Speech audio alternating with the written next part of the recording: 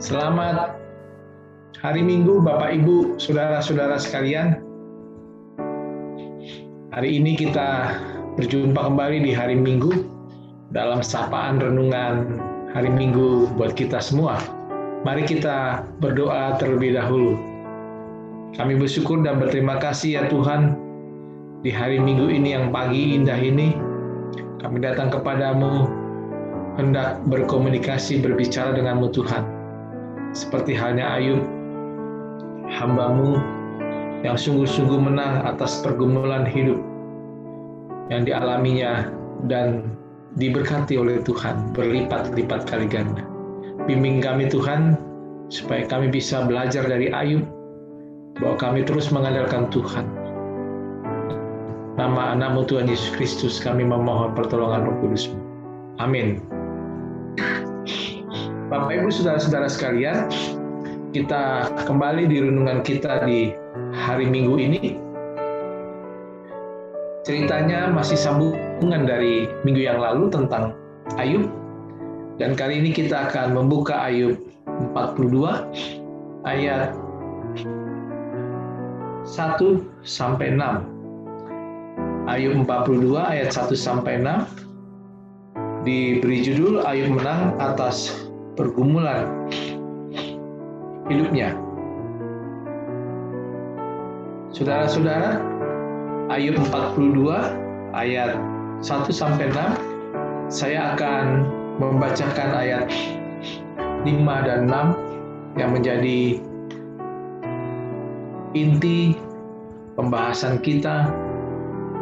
Terjemahan Baru Lembaga Alkitab Indonesia berbunyi demikian dari Ayub 42 ayat 5-6. Hanya dari kota, saya ulangi, hanya dari kata orang saja aku mendengar tentang Engkau, tetapi sekarang mataku sendiri memandang Engkau, sebab itu aku akan mencabut perkataanku, dan dengan menyesal aku duduk dalam debu dan abu. Saudara-saudaraku, Ayub pasal 42 berbicara bagaimana Ayub menang atas pergumulan hidupnya, di mana kita mengetahui bahwa Ayub mengalami cobaan hidup. Apakah yang terlintas dalam benak kita ketika kita mendengar nama Ayub? Seorang yang jujur, saleh, taat dan takut akan Tuhan. Itulah gambaran tentang kepribadian Ayub. Meskipun ujian bertubi-tubi terjadi dalam hidupnya, dimulai dari Ayub 1 sampai kita nanti memasuki Ayub 42 ini, terlihat Ayub orang yang setia dan taat kepada Allah. Ayub seorang yang terberkati karena dia punya semuanya. Saya ulangi, minggu lalu kita akan melihat bagaimana ia memiliki anak laki-laki dan anak perempuan jumlahnya 10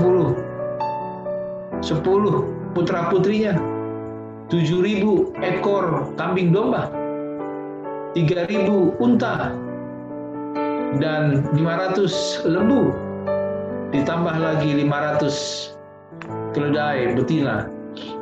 Budak-budaknya juga cukup banyak, sehingga ia disebut sebagai orang terkaya pada zamannya saat itu.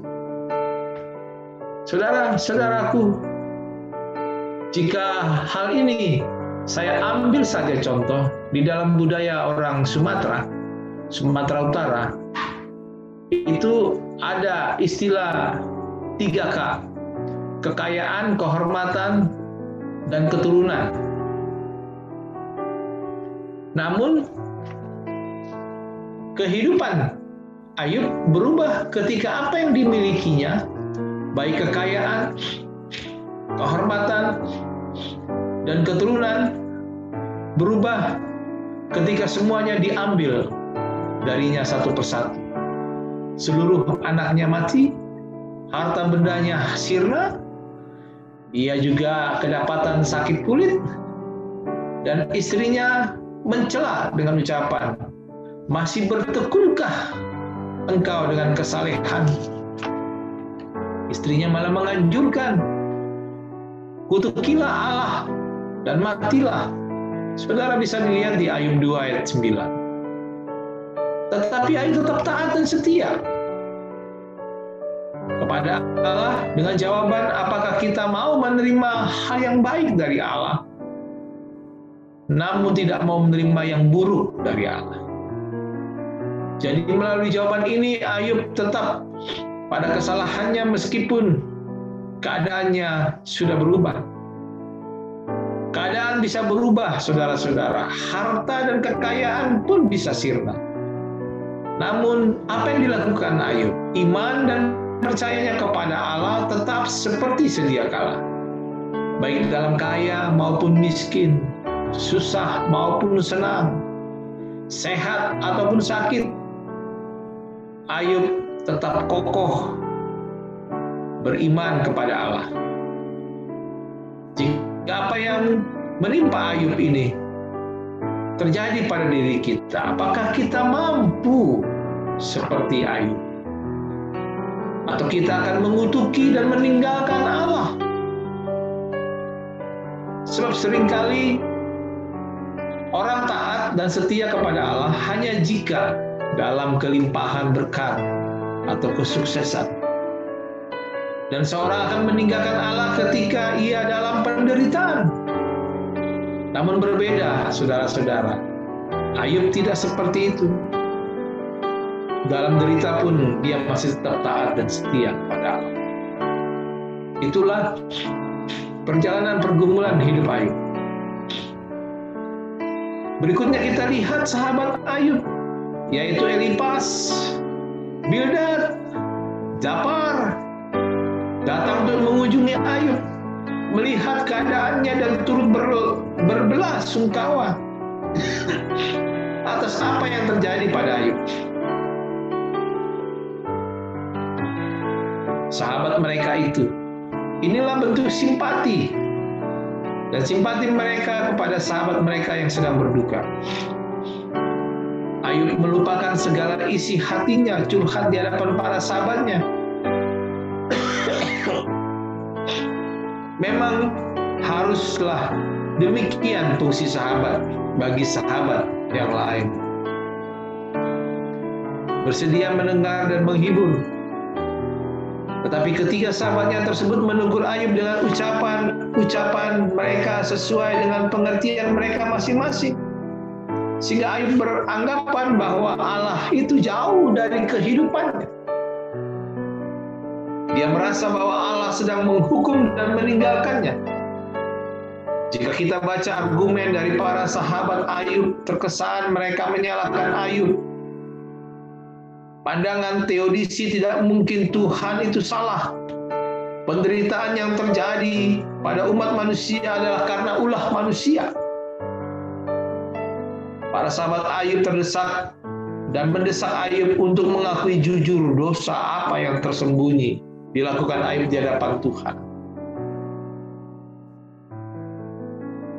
Ayub sampai kesal, bahkan menyebut sahabatnya itu adalah penghibur sialan. Kita bisa lihat di Ayub 16 ayat 2. Saya buka semua keseluruhan sampai nanti kita terhenti di pasal 42. Supaya lebih terang benderang, Bapak Ibu Saudara-saudara melihat bagaimana Ayub bisa menang dalam pergumulan ini. Dalam Ayub 16 ayat 2 disebutkan, seperti itu telah acap kali ku dengar, penghibur sialan kamu semua. Ayub terus membela diri bahwa dirinya tidak bersalah atas semua penderitaan. Coba kita lihat di Ayub 31. Biarlah aku ditimbang di atas neraca yang lebih teliti. Maka Allah akan mengetahui bahwa aku tidak bersalah. Saudara-saudara, kalau kita runut semua, Allah sebetulnya senantiasa memperhatikan penderitaan manusia, termasuk Ayub. Sebab melalui penderitaan yang didatangkan Allah kepada Ayub, Allah mau mengenal diri Ayub itu sendiri. Siapakah Ayub dan siapakah Allah bagi Ayub? Tentu ini juga perlu buat diri kita sendiri. Melalui penderitaan itu Allah juga mau agar manusia semakin dekat kepada Allah. Bukan membenarkan diri dan beranggapan bahwa tak sepatutnya Allah mendatangkan penderitaan kepada orang yang taat dan setia. Penderitaan itu adalah ujian untuk kita semakin kuat, kokoh, teguh iman kita kepada Allah. Ayub setia dalam setiap penderitaan yang dialaminya. Akhirnya Ayub menyesal. Telah menyalahkan Tuhan, ia sungguh-sungguh bertobat, mencabut seluruh tuduhannya terhadap Tuhan, dan mengakui keagungan Allah Sang Khalik Pencipta. Itulah yang kita baca di awal. Ayub 42 ayat 5-6 menjadi kredo pengakuan Ayub. Hanya dari kata orang saja aku mendengar tentang engkau, tetapi sekarang mataku sendiri memandang engkau. Sebab itu aku mencabut perkataan, dan dengan menyesal aku duduk dalam debu dan abu. Saudara-saudara, di ayat 5-6 ini dalam pasal 42 ini, saat Allah sendiri menyapa Ayub, dia menyadari dirinya siapa di hadapan Tuhan.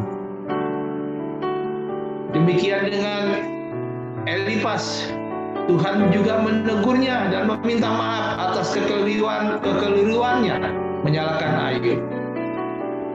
Penebusan kesalahan Elifas ditandai dengan pemotongan kurban dan permohonan maaf kepada Ayub. Akhirnya hubungan Ayub dan kawan-kawannya dipulihkan kembali. Di pihak Ayub sendiri, pemulihan itu diawali dengan kesadaran bahwa Ayub melihat dirinya sendiri menjadikan dia semakin takjub akan Tuhan. Tuhan Allah pun memulihkan keadaan Ayub.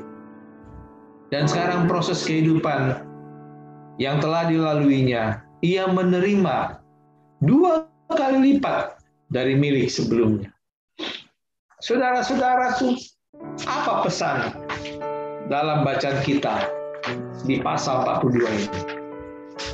Saudara-saudaraku, kehidupan Ayub pada masa lampau adalah menjadi pelajaran berharga bagi kita.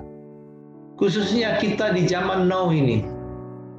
Kita harus semakin menyadari segala dosa-dosa kita di hadapan Allah dan di hadapan sesama manusia. Kita harus semakin merendahkan diri dan hati kita di hadapan Allah Pencipta. Sebab Dialah yang sesungguhnya berkuasa atas hidup kita, atas segala yang terjadi dalam kehidupan kita. Sebab sesuatu yang terjadi dalam kehidupan manusia ini tentu sepengetahuan Allah. Dia mengetahui dan bertindak pada waktunya. Ia membuat segala sesuatu indah pada waktunya. Pengkhotbah 3 ayat 11.